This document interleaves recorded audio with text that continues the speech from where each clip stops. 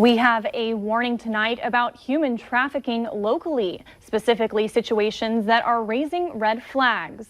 It's hard to understand how it could be happening, and even more difficult to understand that it's happening here in the Valley. Valley News Team's Courtney Lockie explains how it might look in our community and how you can stay safe.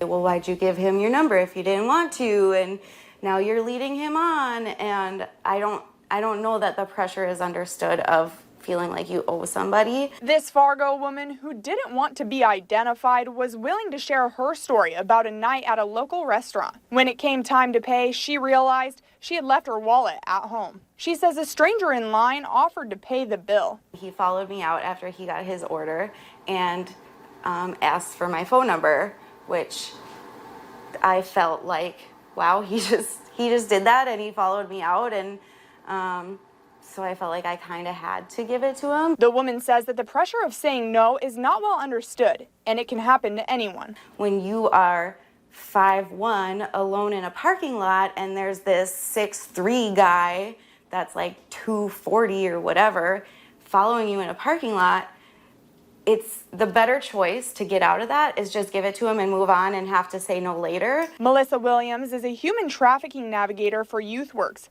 which helps human trafficking victims in our area. In terms of people purchasing sex in our state, we do see that happening. It's a problem all over the state, and it's something that we combat every day. She says there are hundreds of women who experience situations every day. In just the last 3 years, North Dakota's Human Trafficking Task Force has helped 381 victims, including 89 children. If you see something that looks or feels uncomfortable, always say something. The more we speak up as a community or as a state and understand that this isn't okay, the more conversation we can have around it. Williams says that the best way to protect yourself is to be aware and educated that there are people with bad intentions.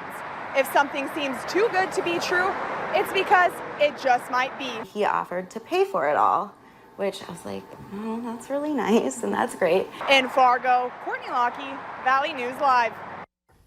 If you have any concerns about human trafficking, there are services in Fargo that you can reach out to. YouthWorks, YWCA, the Rape and Abuse Crisis Center, and local law enforcement are all readily available resources.